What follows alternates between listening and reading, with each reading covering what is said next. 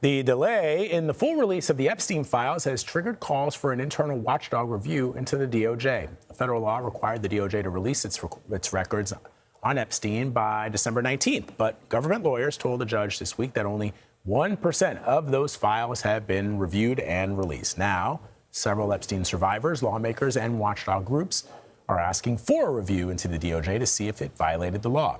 Let's bring in CBS News Department of Justice reporter Jake Rosen. So, Jake, good to see you. Explain the legal question here and what this watchdog group would look into. Good morning, Vlad. The legal question here is whether the Department of Justice violated a law that required it to release all of these Epstein documents by December 19th. Now, what we know, Vlad, is that Attorney General Pam Bondi said that the Justice Department got millions of files around the holidays that they had not yet reviewed and that those files are actively underway. However, at the same time, Vlad, we know that these watchdog groups are asking the Inspector General's office at the DOJ, which is an outside independent monitor of the Justice Department, to potentially go through and figure out whether the Department of Justice is deliberately slow-walking this release and whether there are any other details they can come up with that would show that the DOJ is deliberately not listening to this law that we know bipartisan support forced President Trump to sign. He signed it, and that the DOJ said they would fully comply with. That has not happened so far, and we have not seen a new release of documents in the last couple of weeks.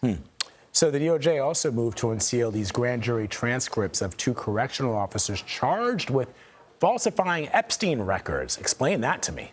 Well, that's right, Vlad. These 2 officers worked at the correctional facility where Jeffrey Epstein was found dead. We know that they were charged federally for improperly filling out forms, lying on these forms. They were never actually prosecuted. They reached a deferred prosecution agreement, but we know in the indictments of them, a federal law enforcement official testified. There are about 45 pages of testimony, and the DOJ has to move through to go through some of these mechanisms to unseal these documents, Vlad. But again, going back to our earlier conversation point, this all should have been done before that December 19th deadline. It has not been done. We'll see what the judge does in terms of unsealing or not, and what new information we may learn about what these agents knew and what they potentially covered up in filling out forms regarding checks of Jeffrey Epstein's jail cell around the time of his death.